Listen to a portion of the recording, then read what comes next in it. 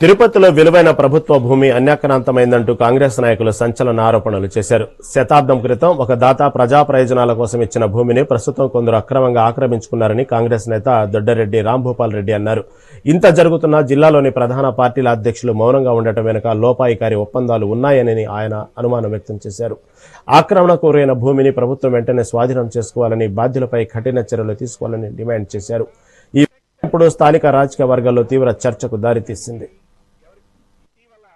చిత్తూరు నడిబొడ్డున ఉన్న కొన్ని వందల కోట్ల విలువ చేసే థియోసాఫికల్ సొసైటీ బిల్డింగ్ ని కొంతమంది కూల్చివేసి కబ్జా చేశారు. ఈ విషయం మనం చూస్తున్నాం. అది చారిత్రక కట్టడము, ఆర్కియాలజిక్ సర్వే యాక్ట్ ప్రకారం కూడా ప్రొటెక్టెడ్ మాన్యుమెంట్. అది దానిని ఎవరు కొట్టేదానికి ఎవరికి హక్కు కూడా లేదు. దాన్ని పరిరక్షించాలా. ఆ పరీక్షించే బాధ్యత ప్రభుత్వం మీద ఎక్కువ ఉంది. అది ఎవరు కూల్చారు అని మేము కొంచెము ఎంక్వైరీ చేస్తే వైసీపీ నాయకులని రకరకాల పేర్లు వస్తున్నాయి చిత్తూరులో.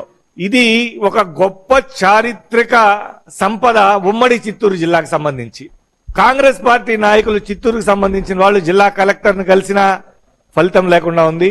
అక్కడున్న కొందరు ప్రెస్ మీట్లు పెట్టిన ఫలితం లేకుండా ఉంది. ఇదేదో ప్రైవేట్ ప్రాపర్టీ అని, థియోసాఫికల్ సొసైటీ ఎవరో దానికి సంబంధించిన ఒక అఫీషియల్ రిప్రజెంటేటివ్ వచ్చి రిజిస్టర్ చేశాడని రకరకాలు ఇవి వచ్చాయి. మేము దీనికి సంబంధించి ఒక్క డాక్యుమెంట్ సేకరించాం.